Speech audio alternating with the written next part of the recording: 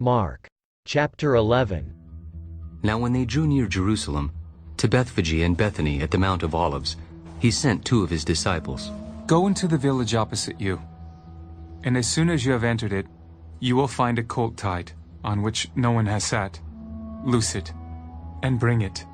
And if anyone says to you, "Why are you doing this?" say, "The Lord has need of it," and immediately he will send it here. So they went their way, and found the colt tied by the door outside on the street, and they loosed it. But some of those who stood there said to them, "What are you doing, loosing the colt?" And they spoke to them just as Jesus had commanded. So they let them go. Then they brought the colt to Jesus, and threw their clothes on it, and he sat on it.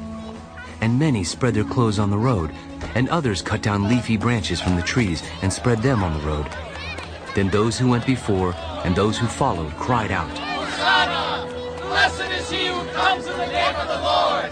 Blessed is the kingdom of our father David, that comes in the name of the Lord!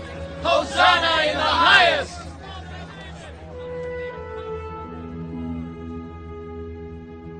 And Jesus went into Jerusalem, and into the temple. So when he had looked around at all things, as the hour was already late, he went out to Bethany with the 12. Now the next day, when they had come out from Bethany, he was hungry. And seeing from afar a fig tree having leaves, he went to see if perhaps he would find something on it. When he came to it, he found nothing but leaves, for it was not the season for figs. In response, Jesus said to it, "Let no one eat fruit from you ever again." And his disciples heard it. So they came to Jerusalem. Then Jesus went into the temple and began to drive out those who bought and sold in the temple, and overturned the tables of the money changers and the seats of those who sold doves. And he would not allow anyone to carry wares through the temple. Then he taught, Is it not written, "My house shall be called a house of prayer for all nations"? But you have made it a den of thieves.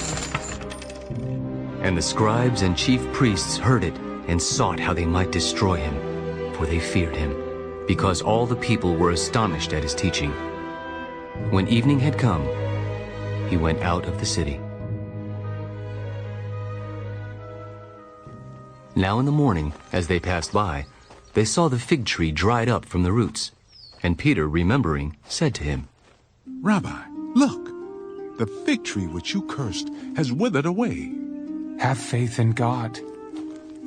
For assuredly I say to you, whoever says to this mountain, "Be removed and be cast into the sea," and does not doubt in his heart, but believes that those things he says will be done, he will have whatever he says. Therefore I say to you, whatever things you ask when you pray, believe that you receive them, and you will have them. And whenever you stand praying, if you have anything against anyone, forgive him, that your Father in heaven may also forgive you your trespasses. But if you do not forgive, neither will your Father in heaven forgive your trespasses. Then they came again to Jerusalem.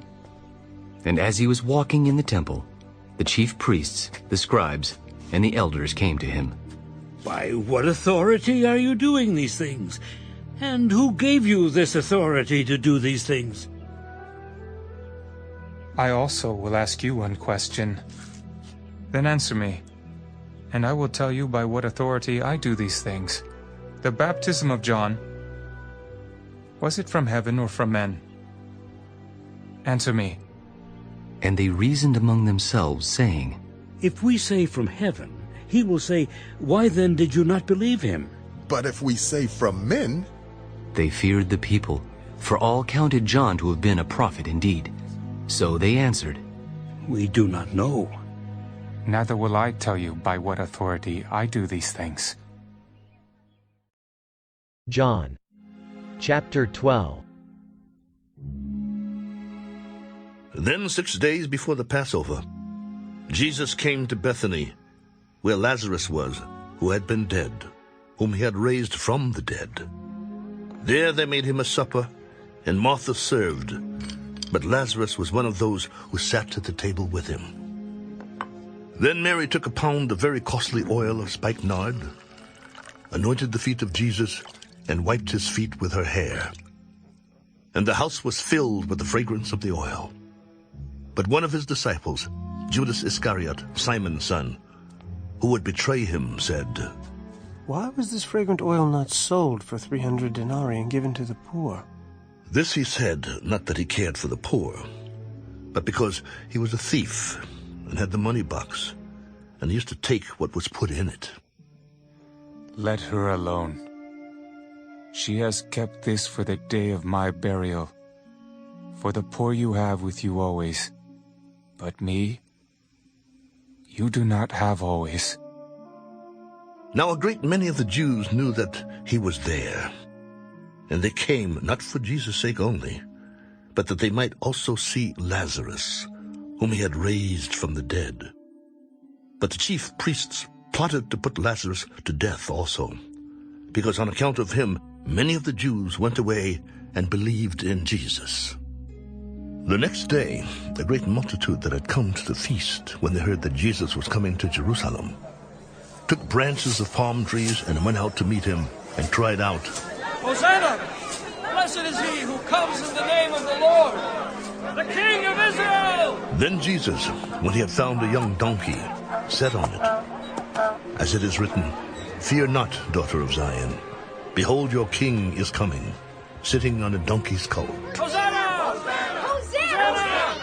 His disciples did not understand these things at first. But when Jesus was glorified, then they remembered that these things were written about him, and that they had done these things to him. Therefore the people who were with him when he called Lazarus out of his tomb and raised him from the dead bore witness. For this reason the people also met him, because they heard that he had done this sign. The Pharisees therefore said among themselves, You see that you are accomplishing nothing. Look, the world has gone after him. Now there were certain Greeks among those who came up to worship at the feast. Then they came to Philip, who was from Bethsaida of Galilee. Sir, we wish to see Jesus. Philip came and told Andrew, and in turn Andrew and Philip told Jesus. But Jesus answered them, The hour has come that the Son of Man should be glorified. Most assuredly I say to you, unless a grain of wheat falls into the ground and dies, it remains alone. But if it dies, it produces much grain. He who loves his life will lose it, and he who hates his life in this world will keep it for eternal life. If anyone serves me, let him follow me, and where I am, there my servant will be also. If anyone serves me, him my Father will honor. Now my soul is troubled, and what shall I say? Father, save me from this hour? But for this purpose I came to this hour. Father, glorify your name. Then a voice came from heaven. I have both glorified it and will glorify it again. Therefore the people who stood by and heard it said that it had thundered. Others said, An angel has spoken to him. This voice did not come because of me, but for your sake. Now is the judgment of this world.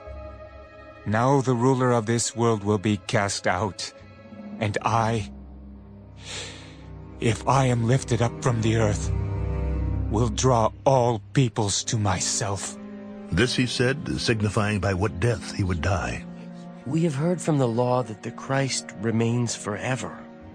And how can you say, the Son of Man must be lifted up?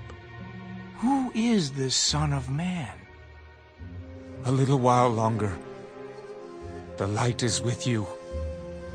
Walk while you have the light, lest darkness overtake you. He who walks in darkness does not know where he is going. While you have the light, believe in the light, that you may become sons of light. These things Jesus spoke and departed, and was hidden from them. But although he had done so many signs before them, they did not believe in him, that the word of Isaiah, the prophet, might be fulfilled, which he spoke. Lord, who has believed our report? And to whom has the arm of the Lord been revealed?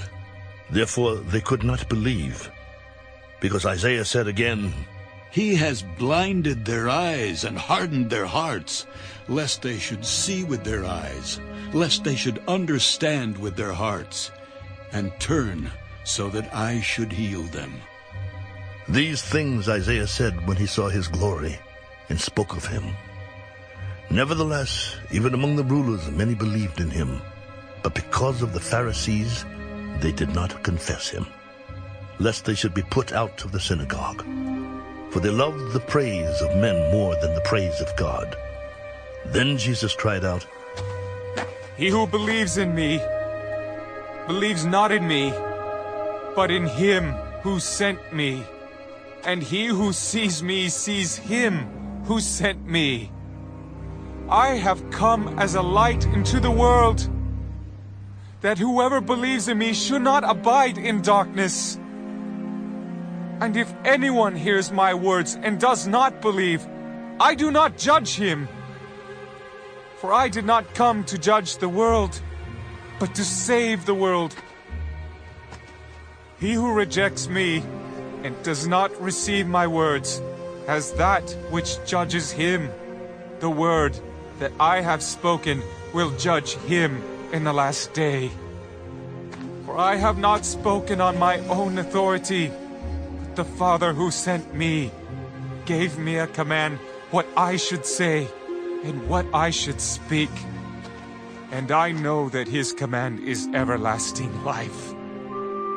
Therefore, whatever I speak, just as the Father has told me, so I speak.